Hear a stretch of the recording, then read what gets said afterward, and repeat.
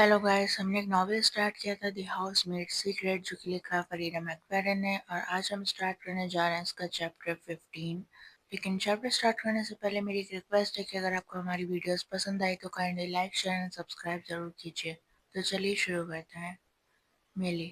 Master bedroom Garrix के घर का इतना बड़ा है कि अगर मैं बात करूं तो वाकई इको आए। मैं लॉन्ड्री का एक ढेर रख रही हूँ। मुझे लगा था कि ये दोनों ज्यादातर कपड़े ड्राई क्लीन करवाते होंगे, लेकिन जब से वैंडी बेडरूम से बाहर निकलती ही नहीं, मुझे नहीं लगता कि वो ऐसे कपड़े पहनती होगी जो ड्राई क्लीनिंग वाले हों। जो चीजें मैं वॉश में देख रही हूँ, उससे लगता है कि वो ज्यादातर नाइट गाउन्स पहनती है।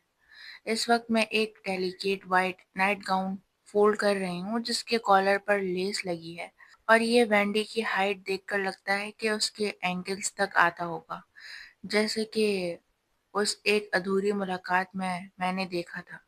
और तभी मुझे ये नजर आता है, नाइट गाउन के कॉलर पर एक दाग है, अजीब सा दाग, ब्राउन और रेड का मिक्सचर, जो अब कपड़े में घुस गया है। मैं पहले भी ऐसे दाग देख चुकी हूँ जब लॉन्ड्री की हो। ये पहचान लेना मुश्किल नहीं है। ये खून है, और सिर्फ हल्का सा नहीं, काफी ज्यादा खून। सीधा नेक लाइन पर और नीचे के फैब्रिक में छुप गया है। मैं आंखें बंद कर लेती हूँ, इस सोच से बचने की कोशिश करते हुए कि ये खून किस वजह से आया हो सकता है। मेरी आंखें अचानक से खुल जाती हैं जब मेरा फोन बजता है। मैं उसे जीन्स की पॉकेट से निकालती हूँ और मेरा दिल डूब जाता है। स्क्रीन पर लिखा है कि कॉल ब्रॉन्क्स के पुलिस स्टेशन से आ रही है। ऐसा लगता है ये खबर अच्छी नहीं होगी। खैर, वो मुझे मेरे फोन से अरेस्ट नहीं कर लेंगे। हेलो, मैं कहती हूँ जैसे ही मैं गैरिक के बेड के साइड पर बैठती हूँ, जो कि ओशन लाइनर के साइज के बराबर महसूस होता है। विल्हेल्मीना कैलेवे, ये ऑफिसर्स क्या वो है। मेरा पेट घूम जाता है। इस पुलिस वाले का नाम सुनते ही मेरी रूह कांप जाती है। जी, मैं तुम्हारे लिए अच्छी खबर लाया हूँ। अगर ये आदमी अभी तक केस पे है तो अच्छी खबर का कोई चांस नहीं, लेकिन शायद मुझे होपफुल रहना चाहिए। इस वक्त तो मुझे एक जीत मिलनी ही चाहिए। क्या? मिस्टर मैरिन ने डिसाइड किया है कि वो चार्जेस फाइल नहीं करेगा। वो कहता है, ये अच्छी खबर है। मैं फोन इतना जोर से पकड़ लेती हूँ कि मेरी उंगलियों में सनसनाहट सी महसूस होती है। लेकिन मैं चार्जेस लगाना चाहती हूँ। मिस कैलवे, हमारे पास एक गवाह है जिसने देखा है कि आप उस पर हमला कर रही थी। वो गला साफ करता है। आपको शुक्र मनाने चाहिए कि नतीजा सिर्फ ये निकला। अगर आप अभी भी पेरोल पे होती तो सीधा वापस जेल जा रही होती। और हाँ, वो हमेशा आपके अगेंस्ट सिविल चार्जेस लगा सकते हैं। मैंने गलती हूँ। गला भारी भारी महसूस होता है। वो अभी कहाँ है? उसे सुबह रिलीज कर दिया गया।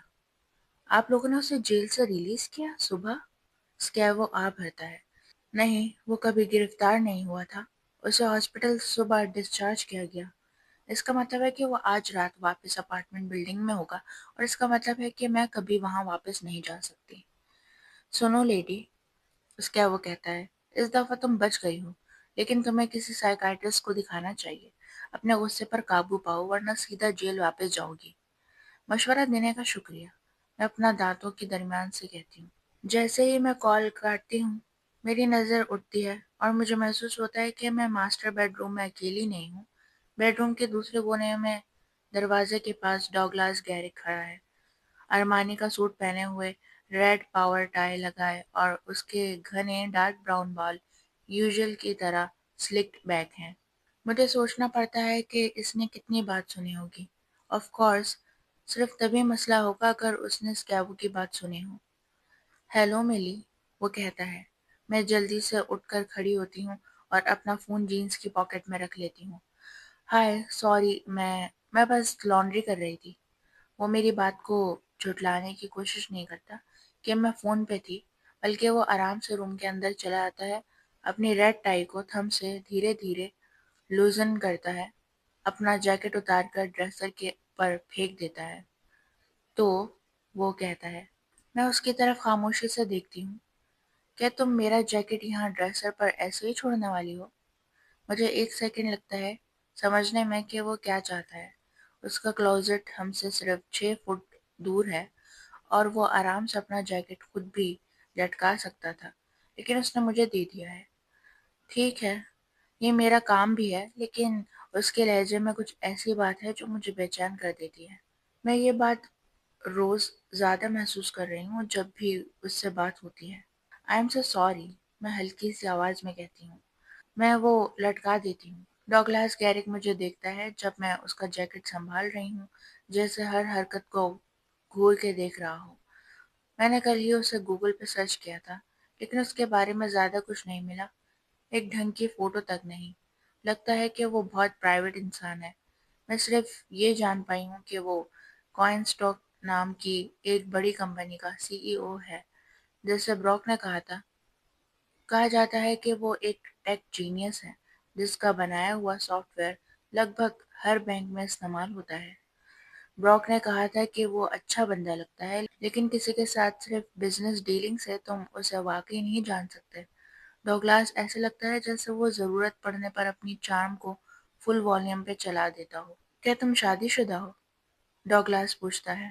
میں اس سوال پہ سیدھی سیدھی رک جاتی ہوں، اس کا جیکٹ آدھا ہینگر پر لٹکا ہوا۔ نہیں، اس کے ہونٹوں کا ایک کونا ہلکی سی مسکراہٹ میں اٹھتا ہے۔ Boy friend? ہاں، میں کافی ٹائٹ لہجے میں کہتی ہوں۔ وہ میرے جواب پر کچھ نہیں کہتا، لیکن اس کی آنکھیں مجھے اس طرح دیکھتی ہیں کہ میں بے چین ہو جاتی ہوں۔ کتنا بھی ہینڈسم کیوں نہ ہو، مجھے پسند نہیں کہ کوئی مجھے اس طرح دیکھے۔ جب پہلی دفعہ اسے ملی تھی تو وہ کافی تمیزدار لگا، آنکھوں کو سنبھالے رکھا، لیکن شاید وہ صرف دکھاوا تھا۔ اگر اس نے مجھے اسی طرح دیکھنا جاری رکھا تو میں زیادہ کچھ کر بھی نہیں سکتی، شاید۔ جب ابھی ابھی ایک پولیس آفیسر نے مجھے اسالٹ کا دوشی بنایا ہو۔ میں اس کی آنکھوں کو اپنے چہرے پر توجہ دلانے کے لیے کچھ کہنے لگتی ہوں، جب اس کی نظر وائٹ گاؤن پر جا کر رک جاتی ہے، جو ابھی بھی کنگ سائز بیڈ پہ پھیلا ہوا ہے۔ وہ اس کالر پر خون کے داغ کو گھور رہا ہے۔ شاید یہ میرا وہم ہے، لیکن مجھے اس کی سانس رکتی ہوئی محسوس ہوتی ہے۔ ویل، اگر آپ اجازت دیں تو مجھے دیکھنا ہے کہ ٹومیٹو ساس کے داغ کپڑوں سے کیسے نکالے جاتے ہیں۔ وہ ایک پل کے لیے مجھے اور دیکھتا ہے، پھر شکر ہے سر ہلا کر منظوری دے دیتا ہے۔ اچھا ہے، تم یہ کرو۔ لیکن مجھے کچھ گوگل کرنے کی ضرورت نہیں ہے۔ مجھے پہلے سے ہی پتہ ہے کہ کپڑوں سے خون کے داغ کیسے نکالتے ہیں۔